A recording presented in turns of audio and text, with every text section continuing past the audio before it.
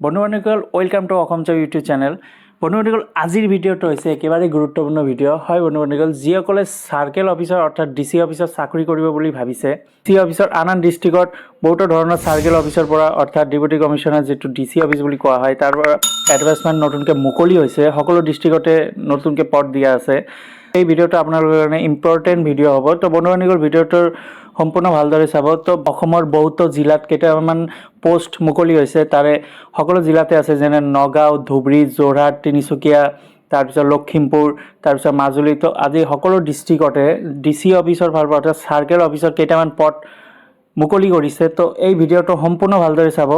তো আহক আমি ভিডিঅ'টো আৰম্ভ কৰোঁ। প্ৰথমটো হৈছে ধুবুৰী ডিষ্ট্ৰিক্ট কমিশ্যনাৰ অৰ্থাৎ ৰেভিনিউ চাৰ্কেল অফিচৰ পৰা যিটো 7টামান পোষ্ট আছে, তাৰে এইটো 31 মাৰ্চ 2024লৈকে এক্সটেনশ্যন বাই গভৰ্ণমেণ্টৰ দ্বাৰা ডিউৰেশ্যন অফ এংগেজমেণ্ট হ'ব আপোনালোকৰ 2024লৈকে। আৰু ইয়াতে পাৰ মান্থ অৰ্থাৎ 25,000 টকা ফিক্সড বেতন দিব আপোনালোকক। আপোনালোকে কৰিব লাগিব কি, ইয়াতে কেইটামান কোৱালিফিকেশ্যন ইয়াতে দিয়া আছে যে বেচেলাৰ ডিগ্ৰী থাকিব লাগিব, জিঅ'গ্ৰাফি, জিঅ'লজি, নহ'লে মেথামেটিক্স, নহ'লে ফিজিক্স, কম্পিউটাৰ চায়েন্স, নতুবা দিছে ইয়াতে এমটেক, MSc, MA, MSc কৰা সকলে আবেদন কৰিব পাৰিব। ইয়াতে বয়সটো দিছে বন্ধুবান্ধৱী 21-ৰ পৰা 45 ইয়াৰ্ছৰ ভিতৰত হ'ব লাগিব। তো যিসকলে 21-ৰ পৰা 45 ইয়াৰ্ছৰ ভিতৰত বয়স আছে সিহঁতে আবেদন কৰিব পাৰিব। RCC ট্ৰেইনিং আৰু ইয়াতে এক্সপিৰিয়েঞ্চ বিচাৰিছে বন্ধুবান্ধৱীসকল মিনিমাম 1 ইয়াৰ্ছ আপোনাৰ RCC ট্ৰেইনিং থাকিব লাগিব। স্কিল ইয়াতে থাকিব লাগিব, যেনেদৰে MS ৱৰ্ড, কম্পিউটাৰৰ এক্সেল, পাৱাৰ পইণ্ট, এই আৰু অসমীয়া, হিন্দী, ইংলিছৰ টাইপিং টেষ্ট নলেজ থাকিব লাগিব। তো বন্ধুবান্ধৱীসকল এইটো হৈছে জানুৱাৰীৰ ধুবুৰী ডিষ্ট্ৰিক্টতো দিয়া আছে যে জানুৱাৰীৰ 10 তাৰিখত 10টামান বজাত ডিষ্ট্ৰিক্ট কমিশ্যনাৰ ধুবুৰী অৰ্থাৎ চাৰ্কেল অফিচত photo identity, address proof, original education certificate, SSLC, work experience যিকেইটা বিচাৰিছে সেই চাৰ্টিফিকেট ফটোকপি লৈ সেই 10টামান বজাত জানুৱাৰীৰ 10 তাৰিখত ডিষ্ট্ৰিক্ট কমিশ্যনাৰ অফিচত উপস্থিত হ'বলৈ বুলি কৈছে। যিসকলে ইণ্টাৰেষ্ট কেণ্ডিডেট সিহঁতে 10টামান বজাত 10 তাৰিখত আপোনালোকে উপস্থিত হ'ব লাগিব। তো এইটো আছিল ধুবুৰী ডিষ্ট্ৰিক্ট কমিশ্যনাৰ ফালৰ পৰা এই এডভাৰ্টাইজমেণ্টটো মুকলি কৰিছে।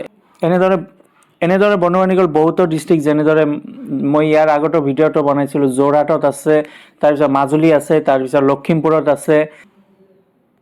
বন্ধুবান্ধৱীসকল অলপ আগতে কৈছিলোঁ যে যোৰহাট ডিষ্ট্ৰিক্টৰ পৰা এডভাৰ্টাইজমেণ্ট মুকলি হৈছে।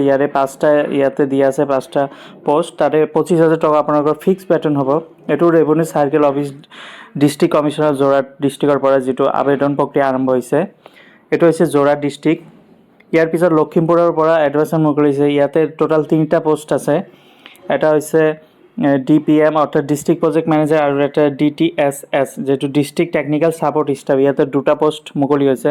এইটো আবেদন কৰিব পাৰিব, মই ডেছক্ৰিপশ্যনৰ লিংকটো দি দিম, তাৰ পৰা গৈ আপোনালোকে অফলাইনৰ যোগেদি আবেদন কৰিব লাগিব। আৰু ইয়াতে সকলো ডকুমেণ্টখিনি লৈ সেই ডিষ্ট্ৰিক্ট কমিশ্যনাৰ লখিমপুৰত যিটো DC অফিচ আছে তাৰ চাৰ্কেল অফিচতে আপোনালোকে ইণ্টাৰভিউ হ'ব 10টামান বজাত। এইটো আছে শোণিতপুৰ ডিষ্ট্ৰিক্ট। এনেদৰে বন্ধুবান্ধৱীসকল অসমৰ সকলো ডিষ্ট্ৰিক্টতে এনেদৰে কিবা কিবি পোষ্ট এডভাৰ্টাইজমেণ্ট মুকলি হৈছে, যিটো আছে ডিষ্ট্ৰিক্ট কমিশ্যনাৰ ফালৰ পৰা ৰেভিনিউ চাৰ্কেল অফিচত আপোনালোকৰ আবেদন হ'ব আৰু তাতে আপোনালোকৰ জবটো তাতে হ'ব। ভিডিঅ'টো ভাল লাগে নিজৰ বন্ধু বান্ধৱীক শ্বেয়াৰ কৰি দিব। আৰু মই মোৰ ডেছক্ৰিপশ্যন এড্ৰেছটো দি দিম, তাৰ পৰা গৈ আপোনালোকে এই এড্ৰেছৰ জৰিয়তে আবেদন কৰিব পাৰিব। কি কোৱালিফিকেশ্যন লাগিব মই ইয়াৰ আগতো ভিডিঅ'টো বনাই দিছিলোঁ, তাৰ পৰা গৈ আপোনালোকে আবেদন কৰিব পাৰে। তো বন্ধুবান্ধৱীসকল যিসকলৰ ভাল লাগে এটা লাইক কৰি দিব ভিডিঅ'টো। আৰু এনেদৰে ভিডিঅ' সদায় পাবলৈ হ'লে যদি নতুন ভিজিট কৰি আছে আমাৰ চেনেলত, তো ছাবস্ক্ৰাইব কৰি বেল আইকনটো প্ৰেছ কৰি দিব, যাতে এনেদৰে নতুন মই ভিডিঅ' আপলোড কৰাৰ লগতে আপোনালোকৰ নটিফিকেশ্যন যাতে পাই যায়। তো আজিৰ ভিডিঅ'টো এইখিনিয়ে। নেক্সট আগৰ ভিডিঅ'লৈ আহিম। সুস্থ থাকক, ভালে থাকক। জয় হিন্দ, জয় অসম।